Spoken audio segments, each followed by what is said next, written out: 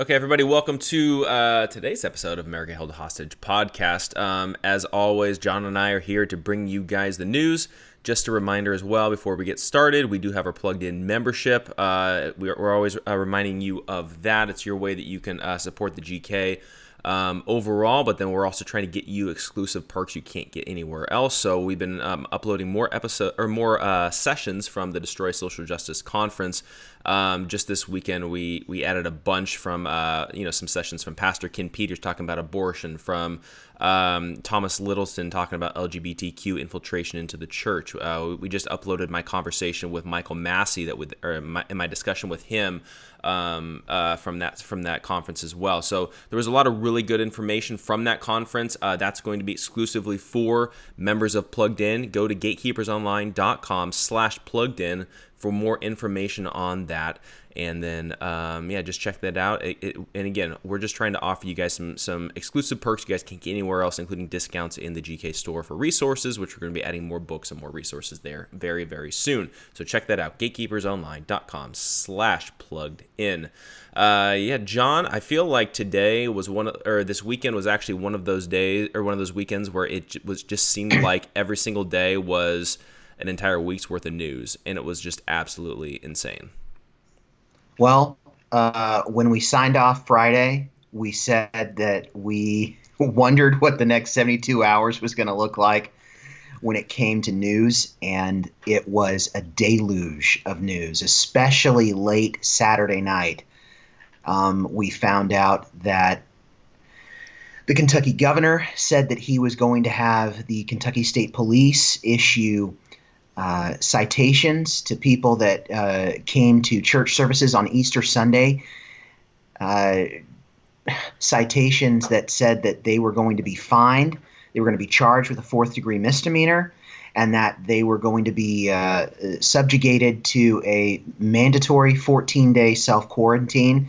We should just start calling it house arrest, enforced by the Kentucky State Department of Health and the Kentucky State Police.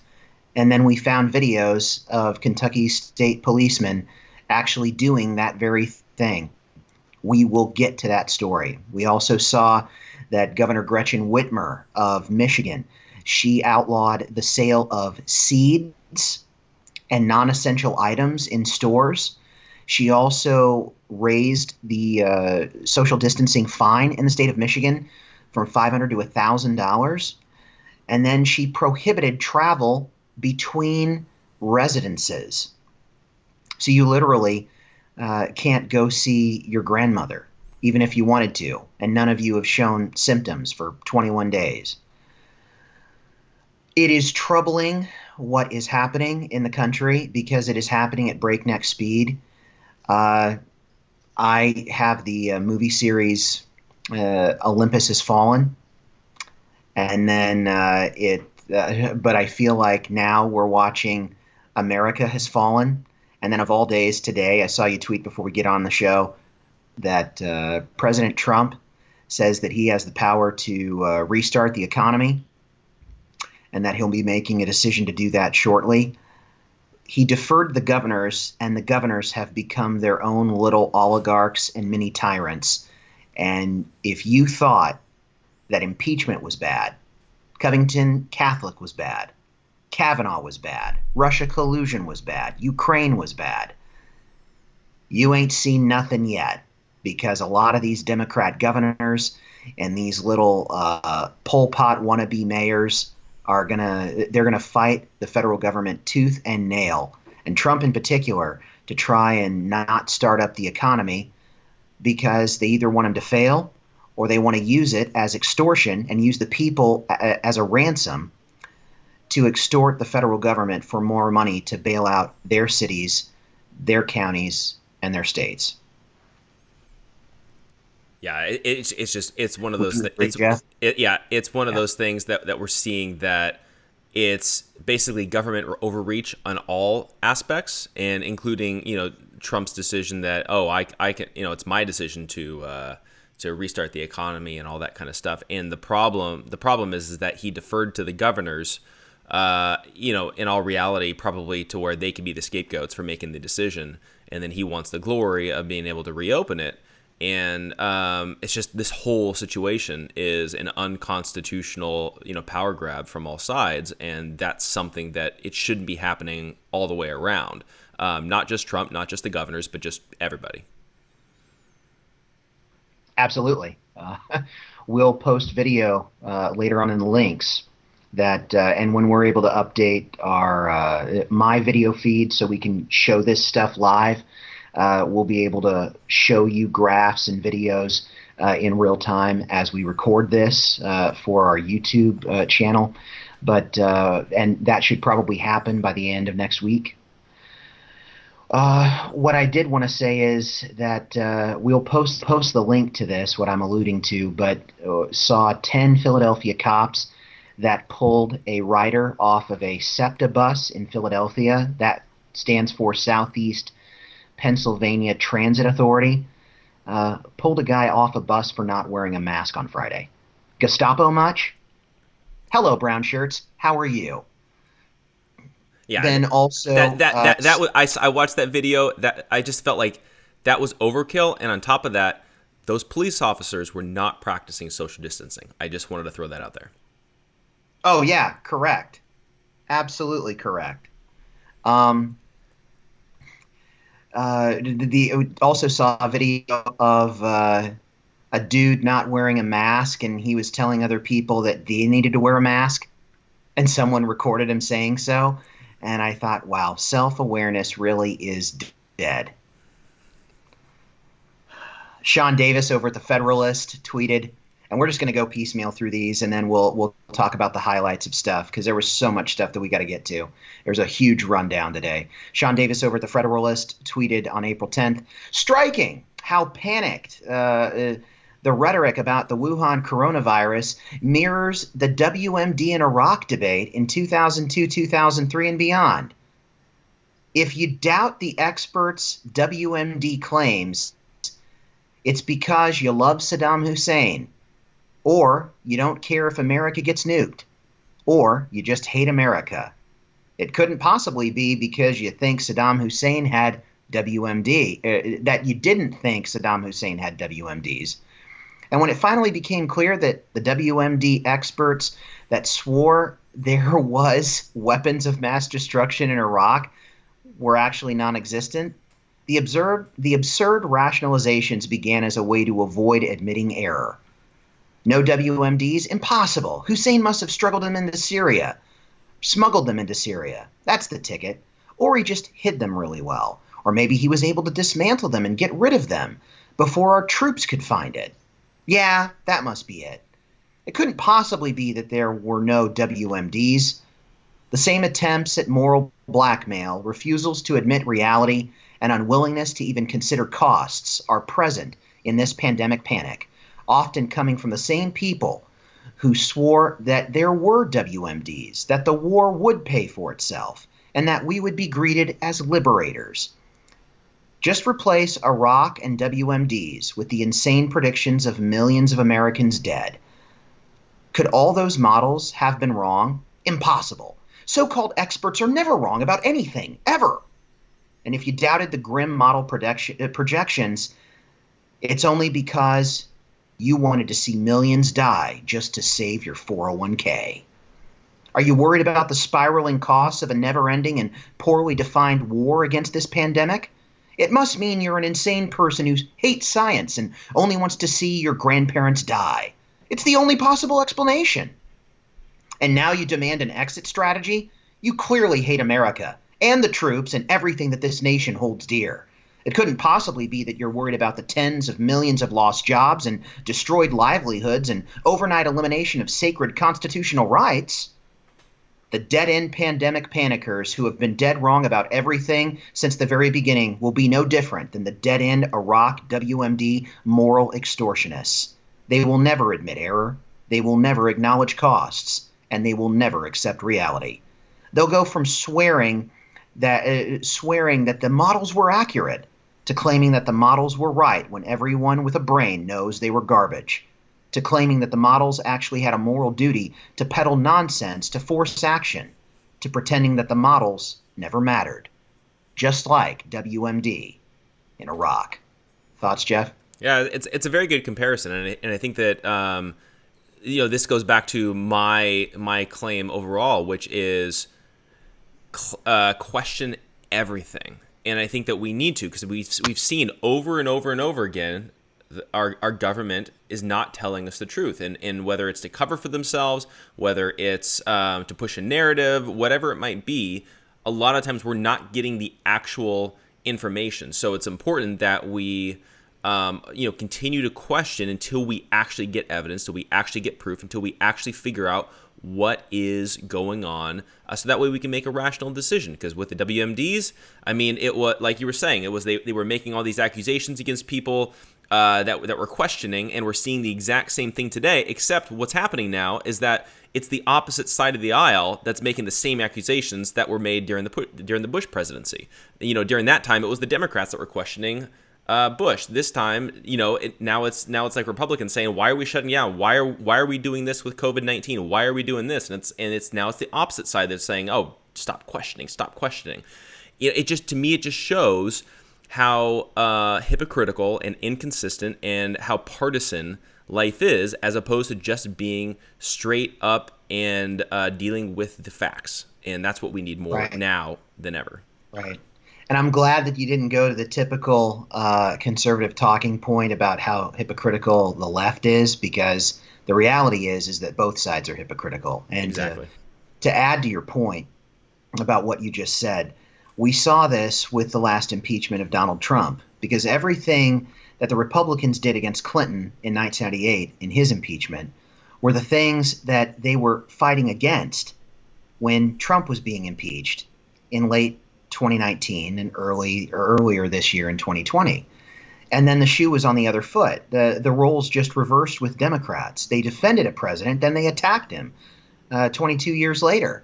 The same talking points, the same thing that happened in 2016. And I know that there's going to be people that will disagree with this, because there's going to be some hardcore MAGA fans, hardcore Republicans.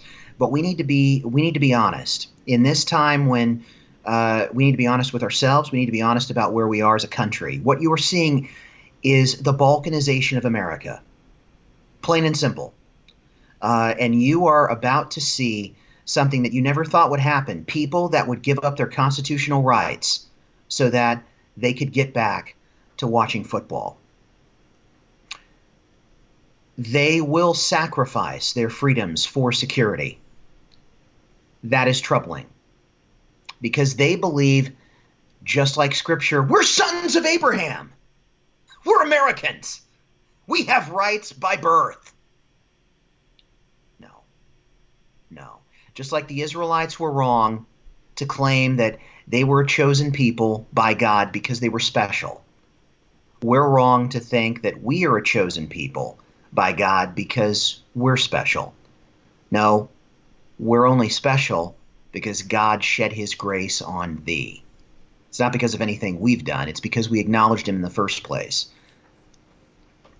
To finish up with that point, we have seen both sides politicize this, and they are not reporting actual news. They're virtue signaling to both their sides. That should be troubling too, because there are people with power and money that are using this to their own devices.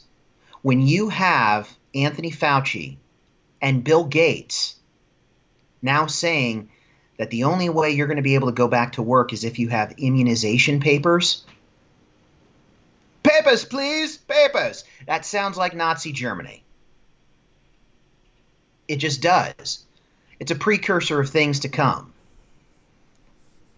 That should scare all of us.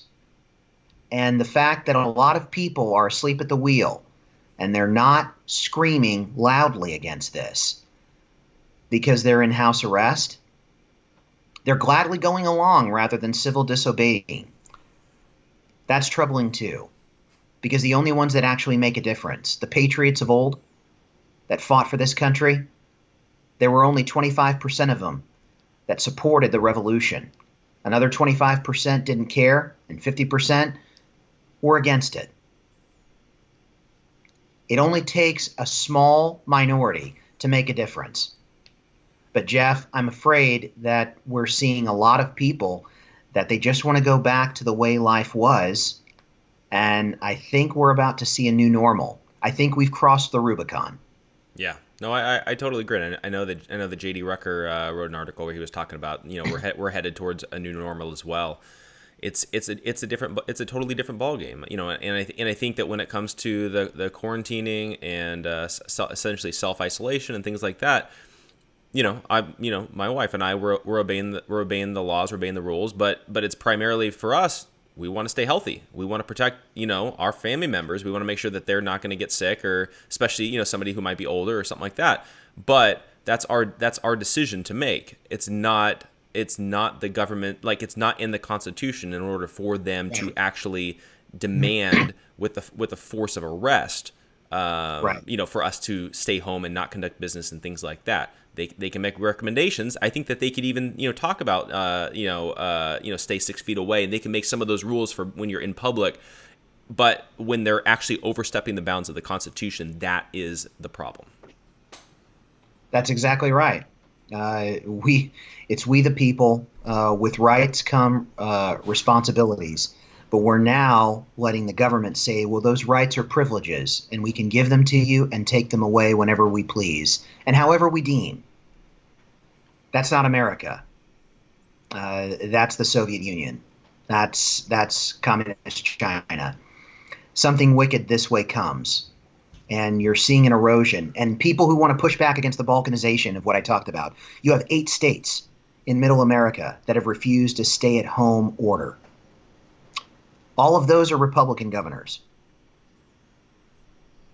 But then there are other Republican governors that they have ordered stay-at-home orders. And then there are Democrat mayors and governors that they're even in the face of faulty models and seeing us now lower the curve and be on the back end of this, they're still tightening down. It's ridiculous.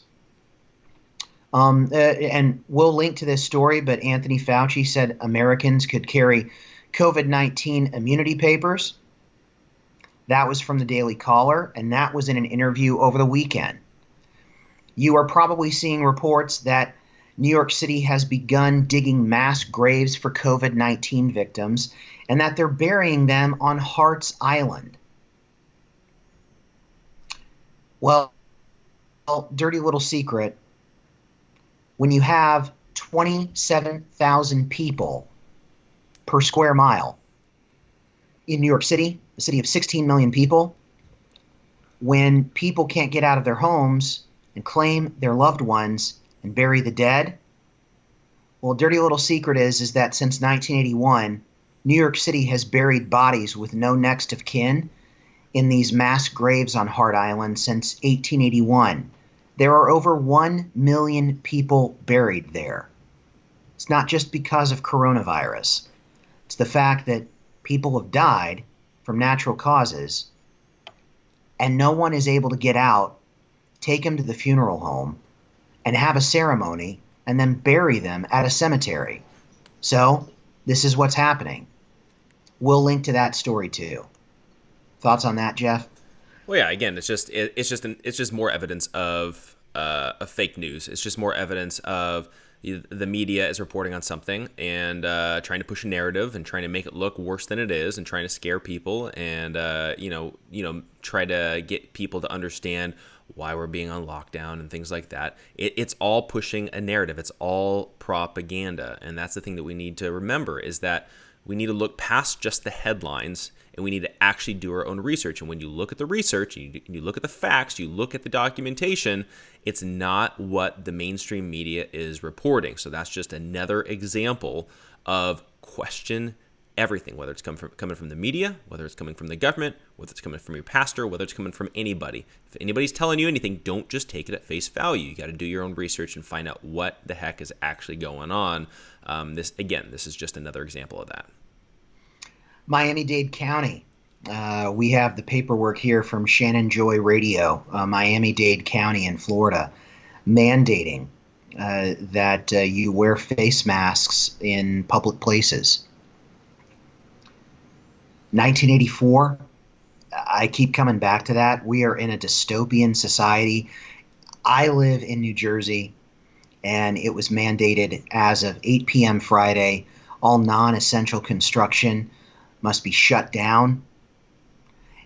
And if you are to go into any essential business, you must wear gloves and a face mask, some sort of face covering. And they literally have people outside of grocery stores and Walmarts, even gas stations. If you want to go into a convenience store, if you are not wearing a mask, they will turn you away. This isn't America anymore. I don't know what it is, but this definitely isn't what my uncle and my dad served, fought, and defended when they served in the Army in the 70s. Back in your neck of the woods, Jeff, you live in Orange County, correct? Yep, that would be right. Yeah, so Orange County, California. So Los Angeles County is right next to you. Los Angeles County has extended a safer at home order until at least May 15th and issues requirements of face coverings in public as well. And that's from your ABC7 affiliate in Los Angeles. Thoughts on that in your neck of the woods, Jeff? Yeah, well, it's one of those things where now I believe that the law is that they can they're requiring you to wear face masks if you go out in public. Businesses are allowed to turn you away and not provide their service to you if you're not wearing a face mask. Again, it's just here's my thing when it comes to the face masks. I would say that this order, in order for people to wear face masks when they go out in public, would be more constitutional than the stay-at-home order. I wish that they had done that from the beginning, as opposed to everybody just stay home. I think that that would be a wiser precaution. That way, the economy could have kept going. To me, it would be the same as them requiring you to wear a helmet when you're riding a motorcycle. So from that perspective, I don't mind as much the face masks, and that's just from my perspective, compared to the stay-at-home order and shutting down businesses and things like that. But then when you're combining all of them into one, it just seems like, okay, so we can't do business, but you're still requiring us to do the face masks and all that kind of stuff. It's like let's pick one and see which one works. But again, it's all up in the air now. It's all unprecedented, and it'll be interesting to see how it all plays out. Yeah, we're going to require you to shut down your churches, but we're going to keep the abortion mills open. Yep, pretty much.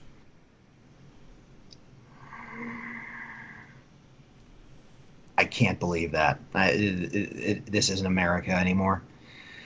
Another story, we will link to this as well, but Ben Domenech over at the Federalist, he actually showed pictures of Governor Whitmer at Walmart's having seeds barricaded because they're considered a non-essential food or a non-essential item. So those can't be sold in the state of Michigan anymore. That's troubling because we're going to get to a story where the largest pork producer in the country is going in Smithfield Foods in South Dakota, which provides over 5% of all meals in the country, is going to be shutting down at the end of this month. And they are warning of food shortages coming later this summer. Just so happens Smithfield Foods is owned by China.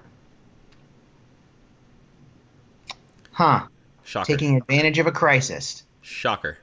Yeah. We'll get to that story. Also, we were alluding to that this shutdown of the economy, there's going to be more death that is going to be caused by shutting down the economy than there would be from coronavirus. We're going to post a clip from Meet the Press where Chuck Todd, and yeah, we know that MSNBC can be some fake news, but when they're actually giving you truth, that's when the alarm bells sound.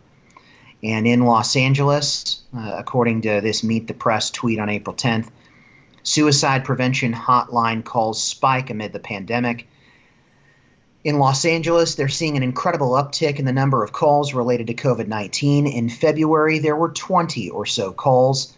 That number has now exponentially increased to 1,800 a day.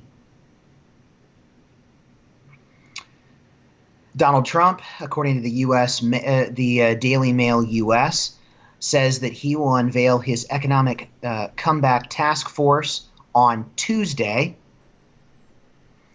The Epoch Times from China, Epoch Times China Insider tweeted, White House economic advisor Larry Kudlow suggested that the Trump administration could lure companies to move back to the U.S. from China by paying for the entire cost of the relocation in an effort to reduce U.S. reliance on Chinese manufacturing.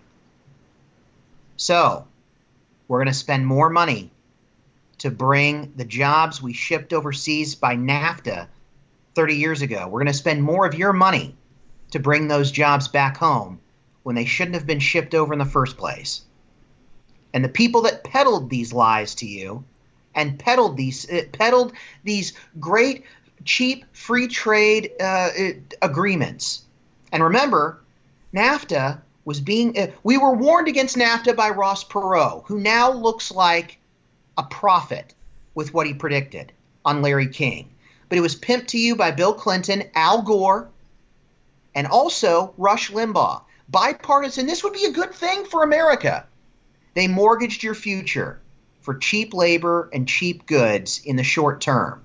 And then they kept the borders open. They lowered the cost of things that were produced, but they lowered your wages by doing so. Because remember, only 76% of Americans have a high school degree. That means only 24% have a college degree, Jeff. So all this growth that we've seen, go to college, take on more debt, you're going to get a job. I know several people that graduated 10 years ago, and that $40,000 a year job after college wasn't waiting for them. What waited for them? 6 months later was paying back $50,000 worth of student loan debt and slinging Starbucks part-time just to get a foot in the door. Don't let the people that peddled these false agreements to you get away with this. They mortgaged your future. And now we're the ones doing the majority of the living and the dying out here. And they're going to hold you over a barrel. Do I think that those jobs need to come back? Absolutely. But they never should have been shipped away in the first place. That was a national security threat from the beginning. It is not our job to be the world's police force. It's not our job to build the economies of the world. But because we thought that all men are equal and that we could do that, and that we could somehow stay prosperous and free, we're now finding out that that was a lie straight from the pits of hell. Yeah, and it's the same argumentation that's used to defend illegal immigration. It's, cheap goods, that sort of thing. In all reality, what we should do is we should just make it, virtually impossible for people to be, shipping jobs overseas and that sort of thing. But then during that time of transition, that's the opportunity for small businesses to open up, because it's the big companies that are really doing a lot of the shipping jobs overseas and importing and all that kind of stuff. Why not just put a crap ton of tariffs on there, make it virtually impossible to do business here in the United States, make it competitive compared to what small businesses can do, price wise, and manufacturing here in the United States and that sort of thing. And in all reality, if we had more small businesses as opposed to the big corporations, we'd have less corruption. We'd have a more capitalistic society. And I think that would be better overall. So if we can get back to small businesses, mom and pop shops, people that own their own businesses instead of working for a big mega corporation, it would be better for the country overall. I would agree. And over 85% of the American economy is built on small businesses of 500 people or fewer as employees. So we're now finding out 10% of small businesses are probably going to go under by the end of May because of all this. You've seen the delays with the stimulus money. We're now being told that if you filed and got a direct deposit back in 2018 or 2019, that money will be in your account by Wednesday. But most people have already said that that's going to have to be allocated for emergency funds or emergency goods. It's going to be food, water, and shelter. That's not going to be that's not a stimulus. That's an economic rescue package. That's just an emergency grant. So stimulus, yeah. I can't even, Jeff. I can't even. So Friday, 7:45, I sent you this link from CNN. Kentucky said that they were going to record the license plates of those who would show up to mass gatherings on Easter Sunday, such as church services, and that they would provide that info to local health departments, who would in turn order those individuals to be quarantined for 14 days. That came from an edict by Democrat Kentucky Governor Andy Beshear. That happened on Sunday morning. Video broke from Matt Walsh of the Daily Wire and Charlie Kirk from Turning Point USA that showed, and those were from television affiliates in Louisville that were there at a local Baptist church where the edicts were posted on people's windshields. Their info was taken. But beforehand, there were nails that were strewn at all the entrances, and reporters do not know if those nails were strewn by cops or if they were strewn by vigilantes. They just know that they were strewn there in order to have people not turn into the parking lot itself. That was demonic. And the fact of the matter is, I saw Steve Deace retweet someone, can't remember his name, or maybe it was James Woods, said, if you would have done something like that at a black church, that would have been a violation of their civil rights. It would have been a hate crime. And I would agree. It's a violation of your constitutional First Amendment rights, and it's a crime against freedom of religion.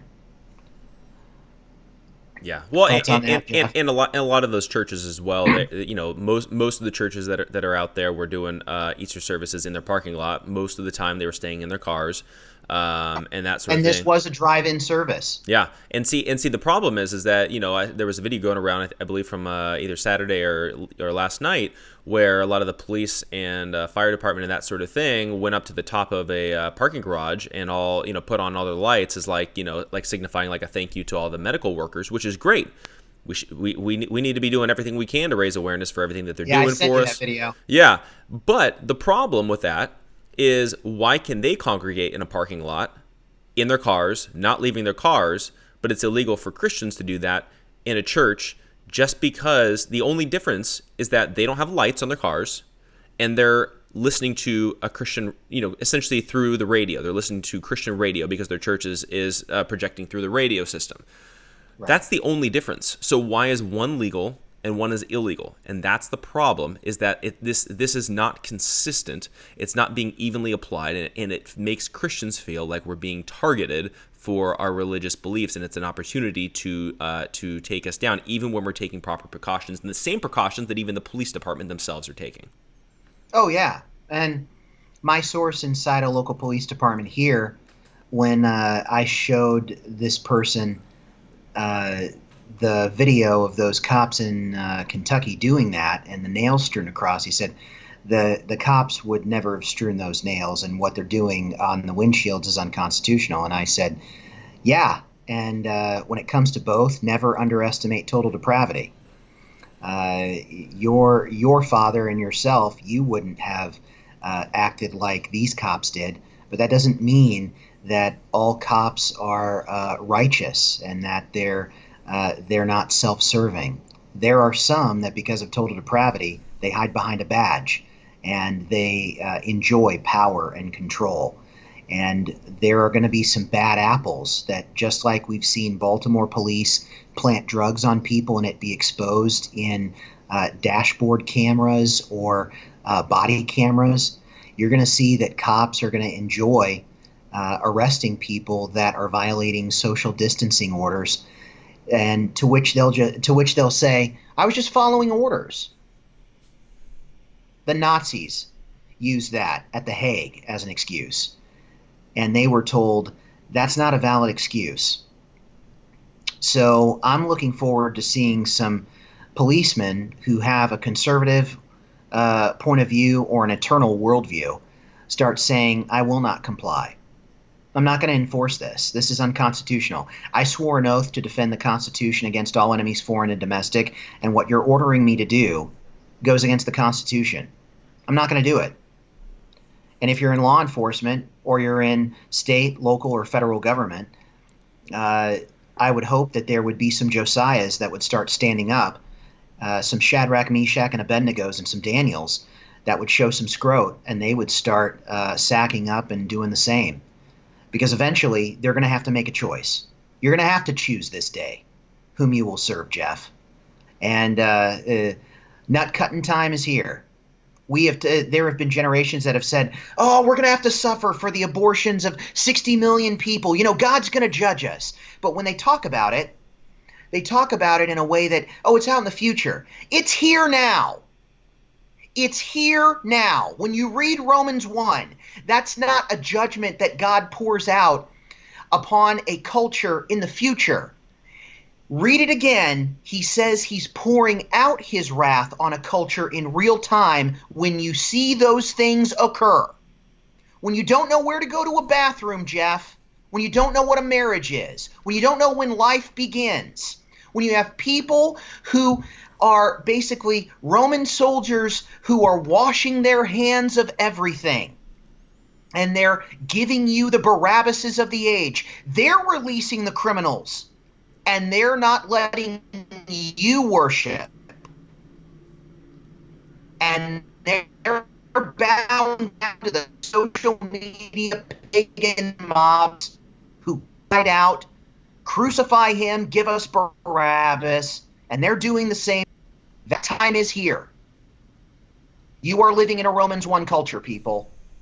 Wake up. And that's a warning to the American church, to the Western church. Your rights are being taken away. Your freedoms are being interred. You want to know what it felt like in the 1940s when Japanese Americans were put into internment camps? We're there.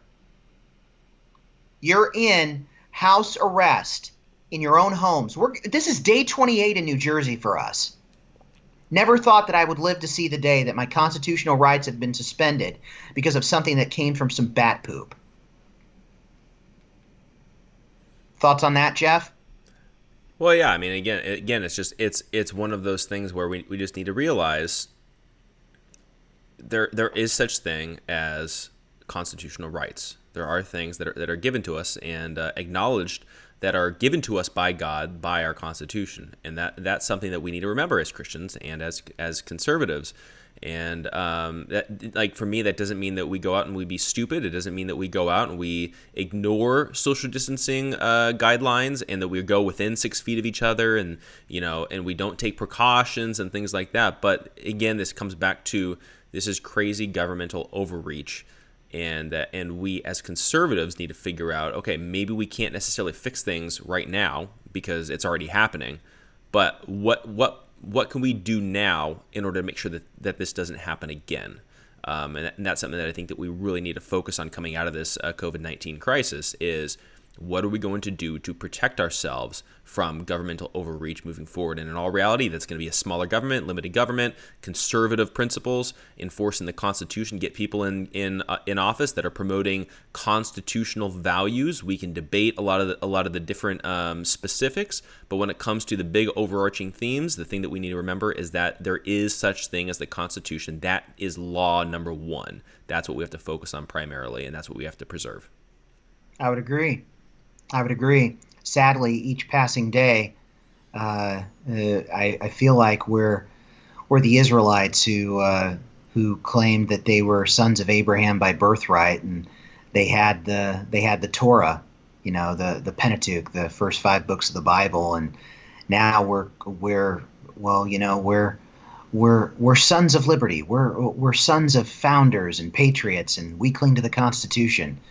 And Jesus referred to that generation as a bunch of whitewashed tombs full of dead men's bones.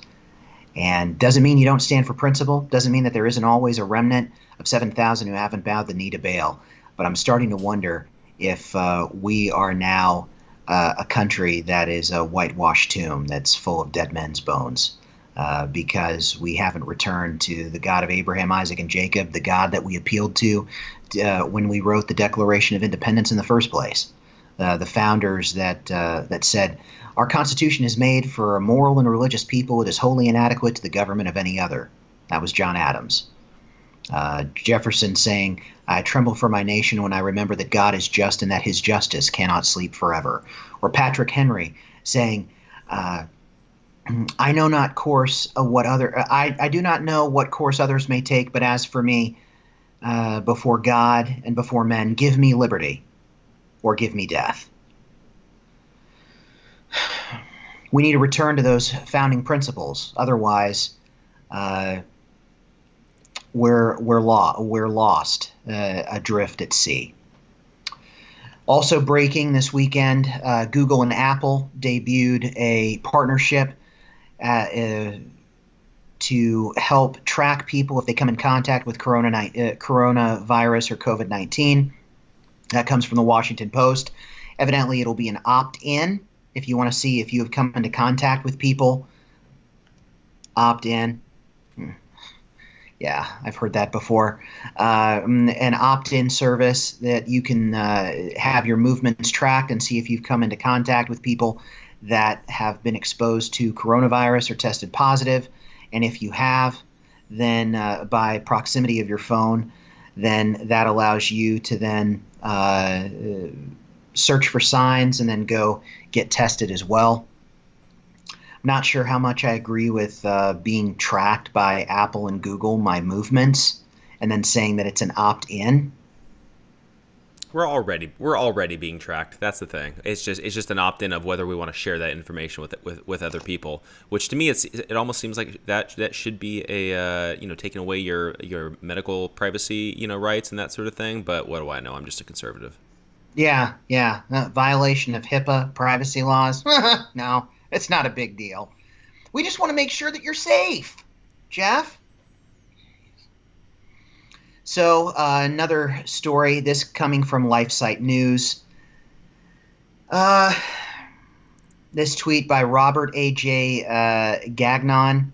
He said, some friends have been gravely mistaken in defending Virginia's law that criminalizes church services of more than 10 people. Well, LifeSite News reporting that Governor Blackface Northam of Virginia has a COVID Order 55 with a penalty of up to a year in jail and or a $2,500 fine if you show up at church.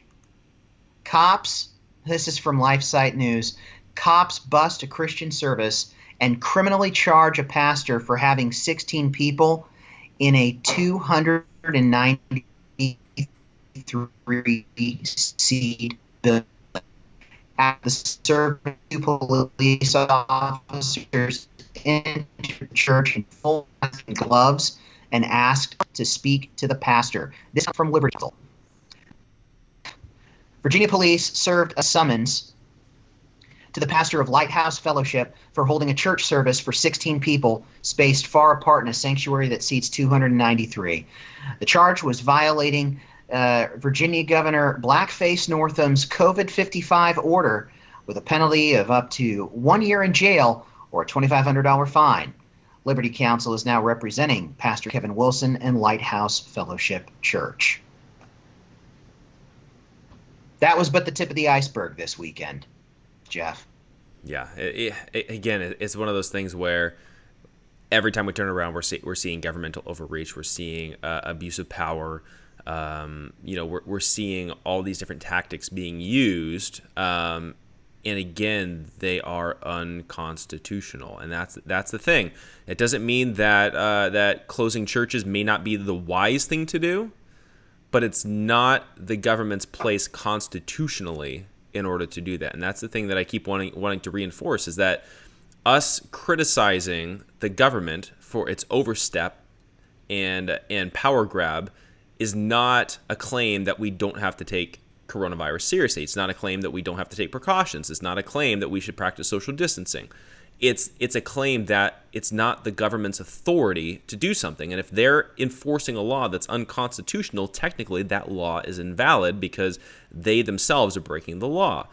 That's a problem. And so that's where we as conservatives are finding this extremely concerning, especially what's going to happen coming out of coronavirus. What's going to happen in 6 months? Are these overbearing power grab laws going to still be in effect? Is this going to be an indefinite thing, or is this going to be a temporary thing? That's what a lot of us have questions about, and that's the concern for many conservatives, and that's why we need to start talking about this now, figuring out what are we going to do after coronavirus to make sure that this never happens again. I would agree, and that's been the theme of what we've been talking about today. Question with boldness. Speak up. Make your voice heard. You need to be talking to local, state, and federal officials. You need to be talking to your friends that are a part of political parties or that are in some forms of public service. How far is too far? Where's the line? And my source in a local police department, that's what I asked that person. I said, where's your line? When's enough's enough? So now we're going to do the quick hits, and then we're probably going to do that for the next 5 minutes, and then we will do our personal I can't think of the word. The closing commentaries. Our closing commentary. Thank you. It's been a long weekend, you can tell, following all this news. Okay, so AP News over the weekend was reported on Drudge Report. New, larger wave of millions of locusts threaten millions in Africa. That's not biblical at all. A plague of locusts and pestilence? My wife's laughing at me. Yeah, it's not biblical at all. An F5 tornado, the largest that we've seen since the F5 Joplin tornado, which was the 7th deadliest and the costliest tornado in American history in 2011. And guess what? Another F5 tornado hit yesterday, just as large, in parts of Louisiana and Mississippi. Things that make you go, when we've also had a 6.0 Richter scale earthquake in Utah 3 weeks ago, and now Krakatoa, the volcano, is erupting. But yeah, everything's fine. Nothing to see here. Nothing to see here. It's just like Leslie Nielsen in The Naked Gun. Nothing to see here. You can disperse. Hey, it's all caused by global warming. I'm just throwing that out there. Yeah. Thank you, Alexandria Ocasio-Cortez. College students, according to the Wall Street Journal, are now hitting back on their universities with class action lawsuits as students demand refunds of tuition, room, and board for missing this semester. To which I say, you've got multi-million-dollar endowments. Those should all be refunded.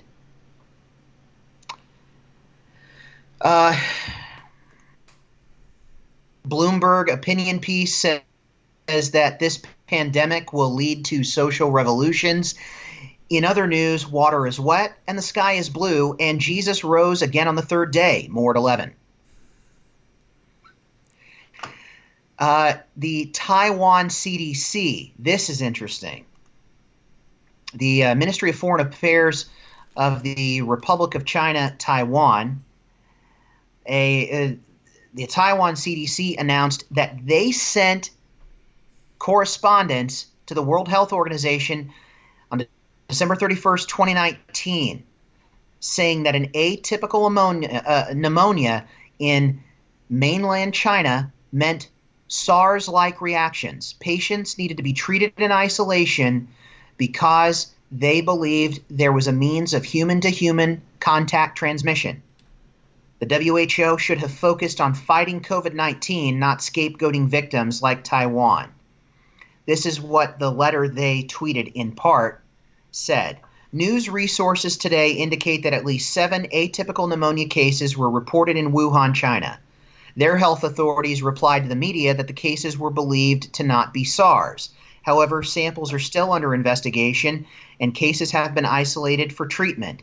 We believe that this is a SARS-like outbreak, and we would greatly appreciate it if you would look into the relevant information we have shared with you and that you would share information with us.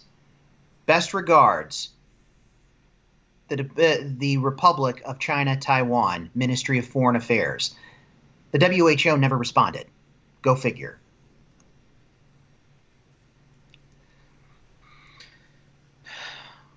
We will post the video of the cops from last week that were showing up in Mississippi, and they were handing out $500 tickets at a drive-in service. That was posted over the weekend by Matt Walsh.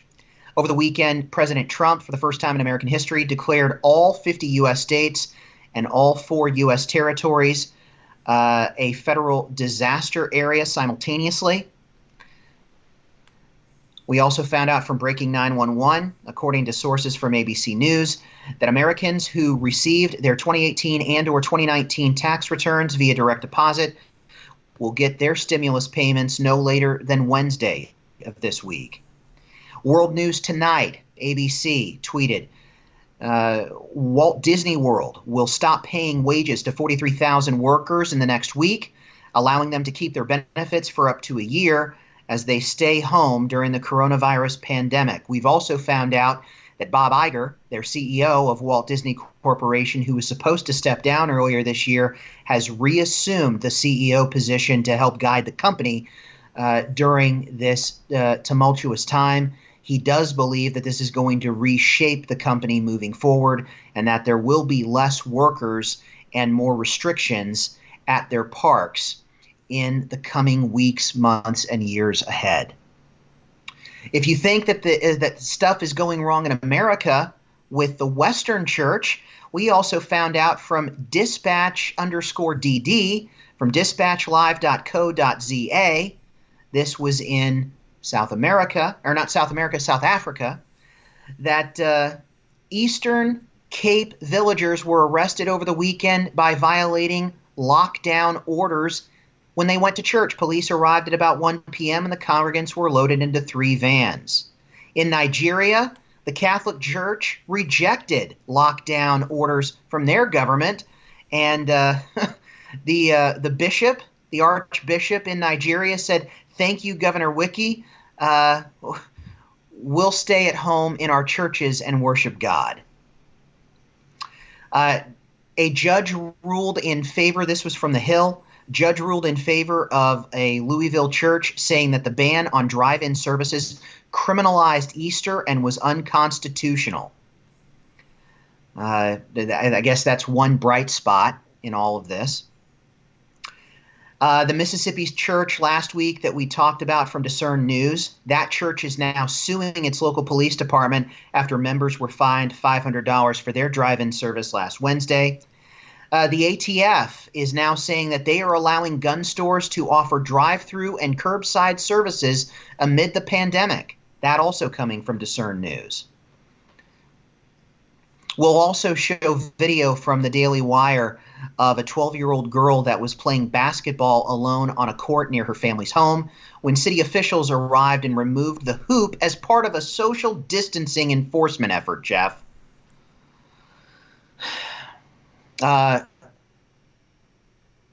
Couple more things. The chairman, Jerome Powell, stressed over the weekend the limits of its powers, effectively calling on Congress and Trump and its administration to take additional action to prevent a halt to economic activities during the coronavirus pandemic.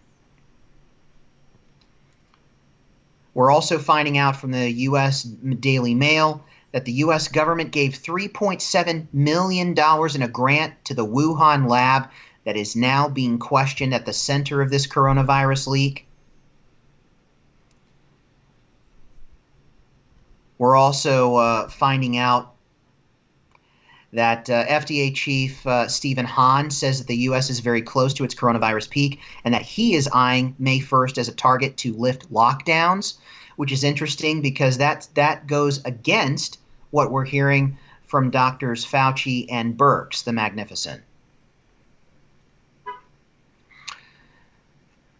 One final story, we are also finding out that that EF5 tornado in Mississippi had a maximum width of 1 mile, and it looks like it could be worse than the Joplin tornado. They are expecting catastrophic damage in the South. We'll probably have more on that on tomorrow's podcast. But what should be troubling as we close up with the economic troubles that are happening, only 70% of Americans have, nearly 70% of Americans have $1,000 in their savings account before this occurred. 4% of them have no savings at all. So that should be troubling in and of itself moving forward. My final comment, I hope that you went to church either online or in person, that you didn't bow down to the spirits of the age when it came to fear. Me and my wife, we went to our church parking lot, had our own private service, and it felt good to be. We were social distanced, but it felt good to not say Kaiser Kyrios, but to say Christos Kyrios, not Caesar is Lord, but Christ is Lord, and have our own personal worship service. And I felt like that was just a conviction that I needed to make. Cried tears because of it. Felt like the Lord was near. But when it comes to all of this, we need to be vigilant. We need to be informed. We need to stand boldly, because there are spirits and people that are at play right now. Jeff, you and I both know this, where they are wanting to take away everything that our forefathers, everything that our veterans that we will celebrate on Memorial Day lived, fought, and died for in order to continue to allow us to live free. And those are now falling by the wayside like sands through our hand. So I would ask that in light of Easter yesterday, we need to be praying for repentance. We need to be praying for Josiah's to rise up. We need to be praying for ourselves. What can we do in this situation? Because the more that we are on the sidelines, the more that we wait for this to stop, the more I believe that there will be more liberties that will be taken, not less, because we're assuming the good in people when we think that things will go back to the way they are. And history shows us that whenever you take away these powers, Satan wants just a little bit more. Yep, for sure. And I think, like for me, with what I wanted to close with as well is just a reminder of what it is to actually be an American. When you look at other countries and what unifies them, a lot of times it's their culture, it's their heritage, it's their ancestors. They're like, for example, like if you're Italian because that's where you are, right? Your unification process or whatever it is, it's because you're Italian, right? The difference between there and here in America is that what unifies us isn't necessarily our common heritage, because we're all coming from different places. It's not our common race. It's not our common anything along those lines. What unifies Americans is a common belief, a belief system, a belief which is found in the Constitution. It's freedom of speech. It's the right to peaceably assemble.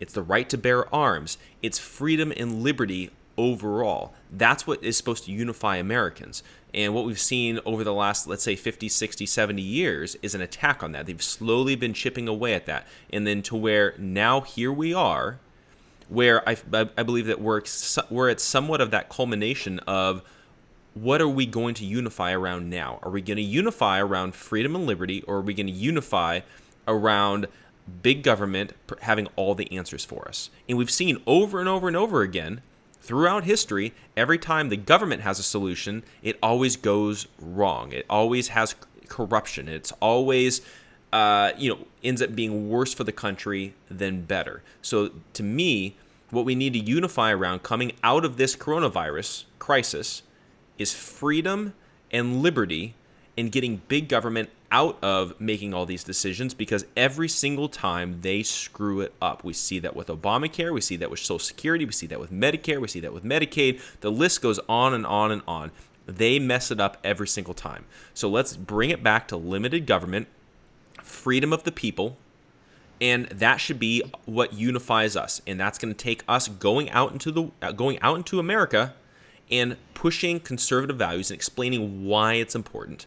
And I don't want to turn this into a total big plug or promo or anything like that, but that's one of the reasons why I was co-founding the American Conservative Movement with my friends J.D. Rucker, Ken Peters, and Sam Jones, is that somebody needs to unify conservatives around conservative values and conservative voices in order to bring back this idea of freedom and liberty as opposed to big government tyranny. And that's something that we need.